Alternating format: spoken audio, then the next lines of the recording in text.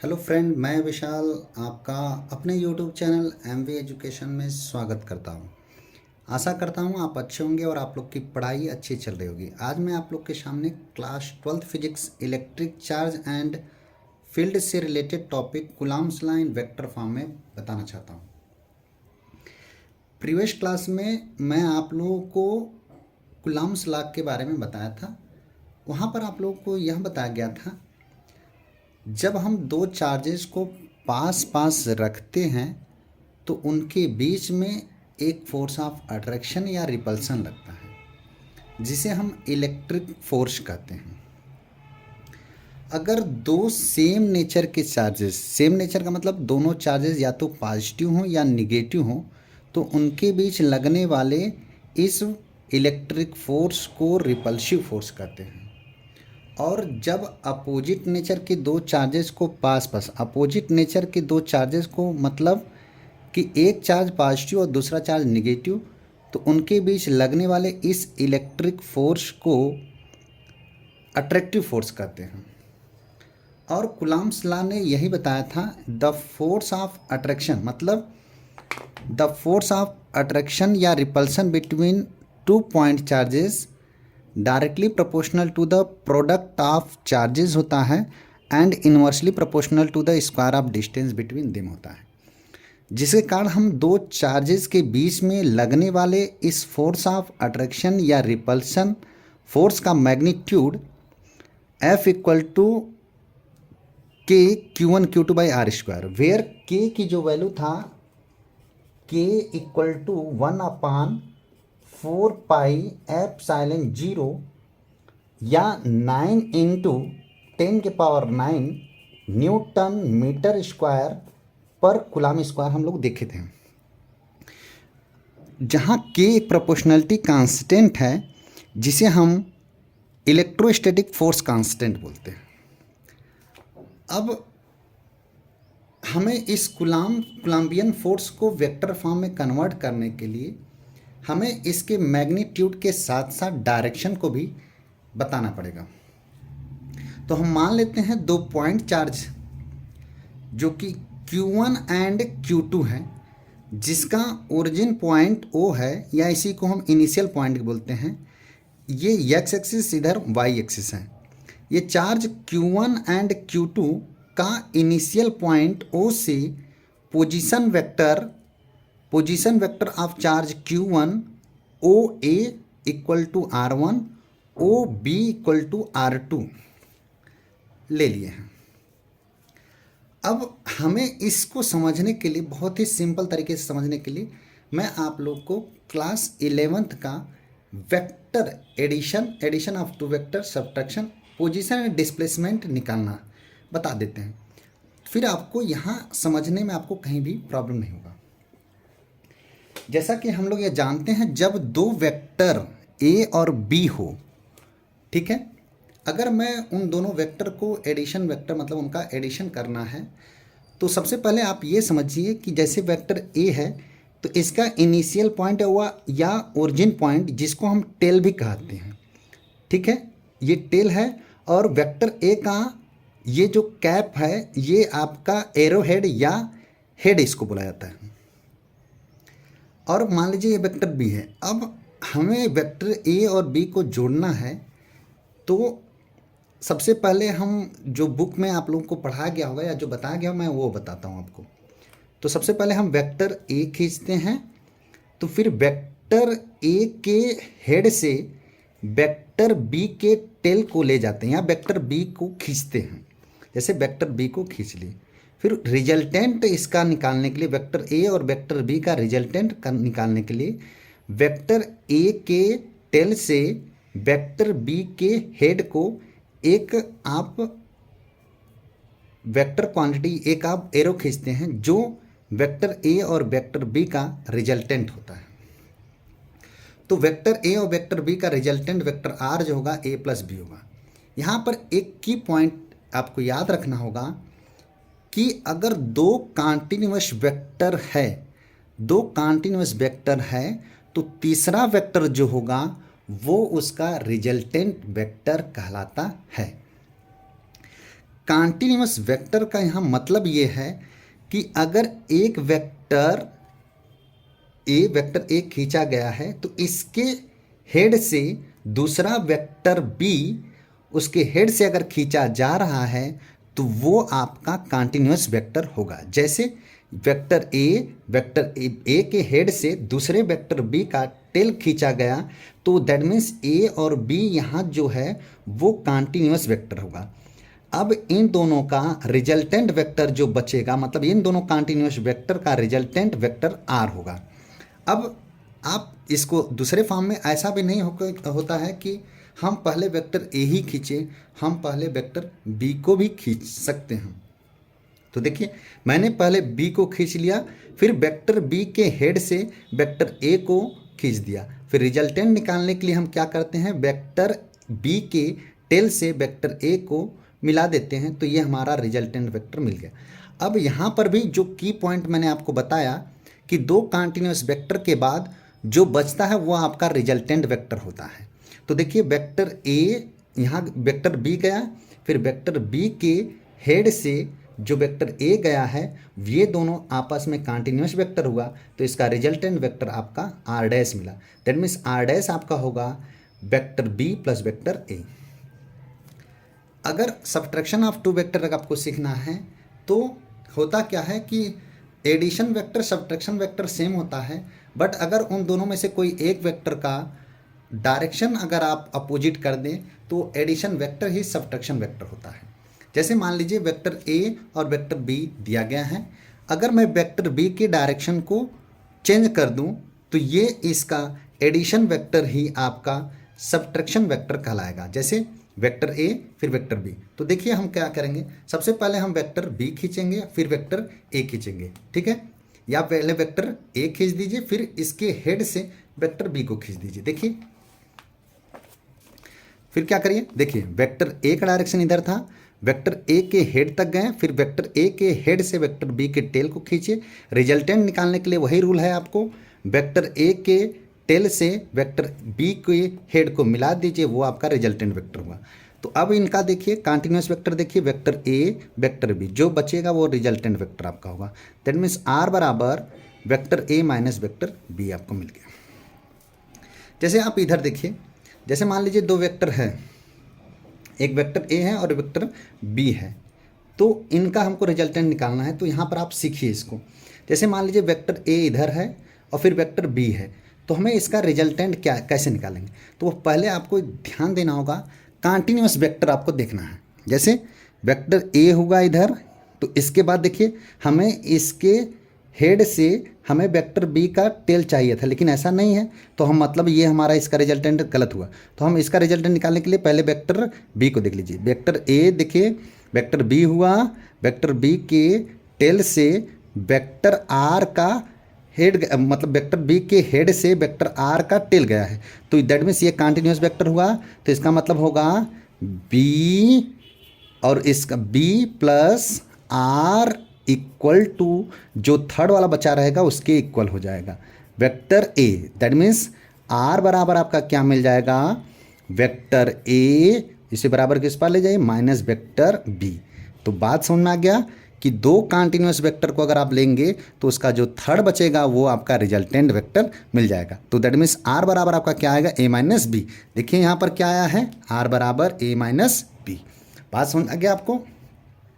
फिर देखिए जैसे मान लीजिए दो वेक्टर है, जैसे एक वेक्टर ए इधर है और वेक्टर बी इधर है, तो हमें आर निकालना है। तो क्या करोगे आप, हमें कॉन्टिन्यूअस देखना है। तो जैसे वेक्टर ए इधर गया, इसके हेड से हमें वेक्टर दूसरे वाले का टेल स्टार्ट होना चाहिए। तो देखिए दूसरे वेक्टर का ये देखिए टेल स्टार्ट होगा, इधर गया, तो हमें क्या हो जाएगा, तो देखिए कॉन्टिन्यूअस वेक्टर आपको देखना है। तो दैट मीन्स वेक्टर ए, ध्यान दीजिएगा vector A, clear, vector A, फिर कॉन्टिन्यूअस वेक्टर आर आपका हो जाएगा किसके इक्वल, थर्ड वाले के इक्वल हो गया।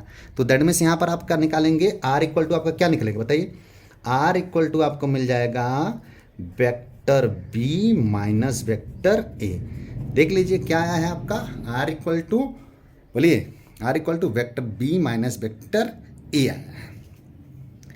अब हमें जो यूज किया जाएगा कूलम्ब्स लॉ में, उसको भी देख लेते हैं। That means position vector and displacement vector. देखिए आप लोग को कहीं भी दिक्कत नहीं होगा, बस थोड़ा सा देखिएगा इसको। बस देखिए, अगर मान लीजिए ए और बी, ठीक है, किसी इनिशियल पॉइंट या ओरिजिन पॉइंट से ए और बी से इसका पोजीशन वेक्टर क्या होगा। ए और बी दो पॉइंट है, इसका इनिशियल पॉइंट ओ से इसका पोजीशन वेक्टर आपका क्या होगा। देखिए पोजीशन वेक्टर मतलब O C A equal to R1 position vector of A हो गया।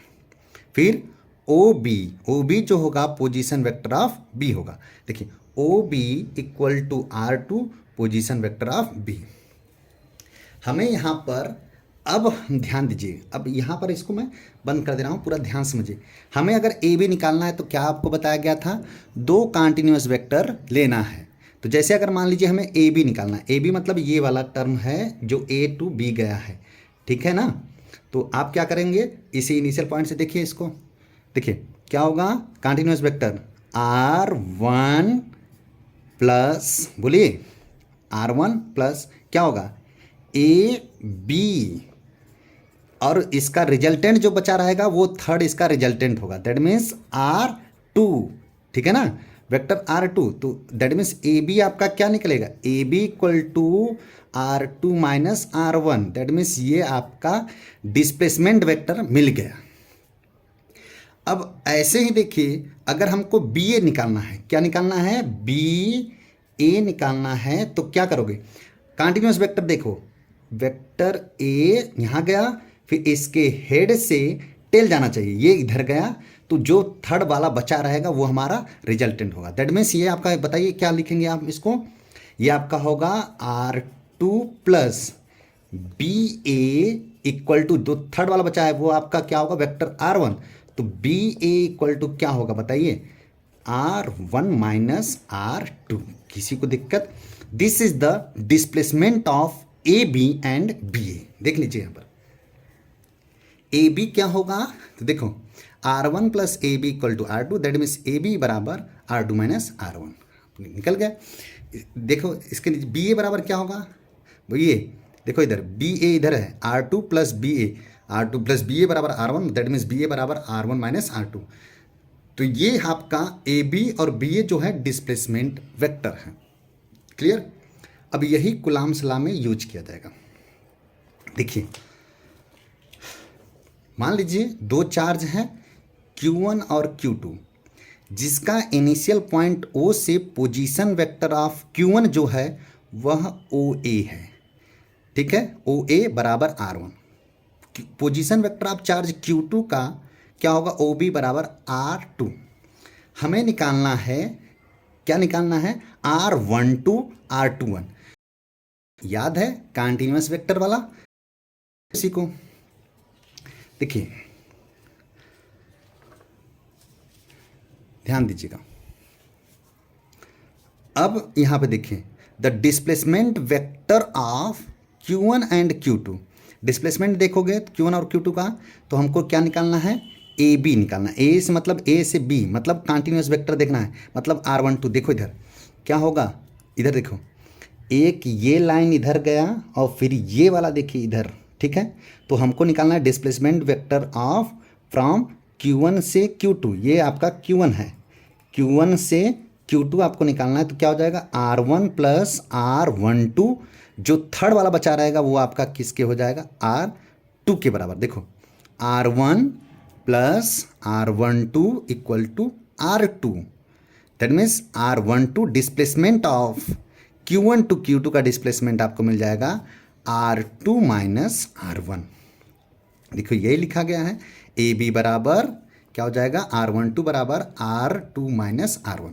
अब सेम ऐसे ही आपको डिस्प्लेसमेंट फ्रॉम Q2 से Q1 मतलब बी ए निकालना है, Q2 से Q1। अब देखो इसका कॉन्टिन्यूअस वेक्टर, एक ये इधर गया है, अब इसके हेड से दूसरा इसके टेल से स्टार्ट होगा ये वाला, तो क्या होगा, ये कॉन्टिन्यूअस, दैट इसका मतलब ये होगा R2 प्लस R21 किसके बराबर हो, थर्ड वाले के बराबर होगा।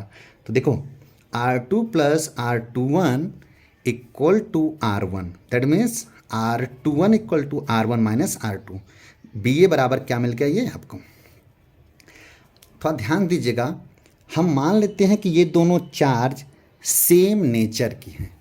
सेम नेचर का है मतलब कि इन पर जो फोर्स ऑफ अट्रैक्शन या रिपल्सन न लग के अब क्या लगेगा, इन दोनों के बीच में रिपल्सिव फोर्स एक्ट होगा। इसका मतलब ये होगा चार्ज Q2 Q1 पर एक फोर्स प्रोवाइड करेगा और चार्ज Q1 Q2 पर एक फोर्स प्रोवाइड करेगा। देखो Q1 के कारण Q2 पर जो फोर्स लगेगा उसको हम बोलेंगे F21। Q1 के कारण Q2 पर जो फोर्स लगेगा उसे हम बोलेंगे F21। That mean force on charge Q2 due to Q1। ठीक है, अब Q2 के कारण Q1 पर जो फोर्स लगेगा उसको हम बोलेंगे F12। Q2 के कारण Q1 पर, तो force on Q1 due to Q2। अब यही आपको लिखना है। देखिए, अब आपको जब कुलाम्स लॉ यूज करेंगे तो आप यहाँ पे इसको समझ लीजिए। द फोर्स, देखो फोर्स ऑन F21 निकालना है तो आपको यहाँ पर एक ही चीज़ समझना है। आपको समझना ये है कि जब आप Q1 के कारण Q2 पर फोर्स लगाएंगे, जिस डायरेक्शन में फोर्स रहेगा उसी डायरेक्शन में आपका डिस्प्लेसमेंट भी आपको लेना पड़ेगा। तो देखो Q1 के कारण Q2 पर जो फोर्स होगा तो F21 equal to force on charge Q2 due to Q1।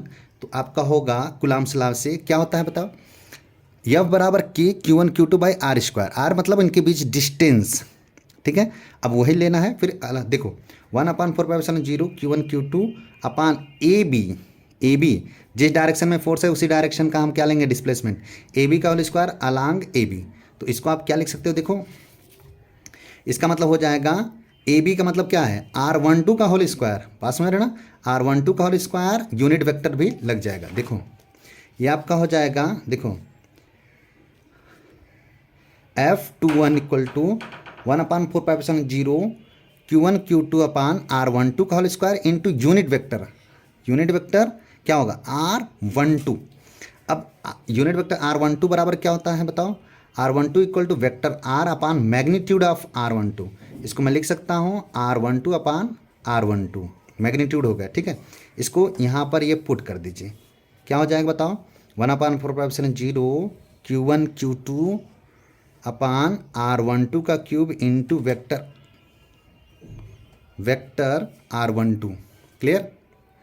देखिए अब फ्रॉम फिगर से R12 बराबर क्या निकाले थे बताओ, तो R12 बराबर आपने निकाला था, देखिए R12 बराबर आपने क्या निकाला था, ये देखिए बताइए, यहाँ पर रख दीजिए इसको। R12 बराबर आपने क्या निकाला था, R12 बराबर R2 माइनस R1, रख दीजिए इसको। क्या हो जाएगा, F21 बराबर क्या हो जाएगा यहाँ पर, R21 बराबर R2 माइनस R1, रख दीजिए 1/4π0 Q1 Q2 अपान R21 minus R2 minus R1 का cube into R2 minus R1। Clear, ये आपका क्या निकल गया, सेकेंड। देखो this is the force on charge Q2 due to Q1। Clear. Similarly आपको निकालना क्या है, force on charge Q1 due to Q2 का हमको निकालना है force on charge Q1 due to Q2। तो क्या होगा, देखो ये आपका हो जाएगा देखो F12 equal to force on charge Q1 due to Q2। तो आपका हो जाएगा F12 इक्वल टू 1/4π0 क्या हो जाएगा, Q1 Q2 अपान BA।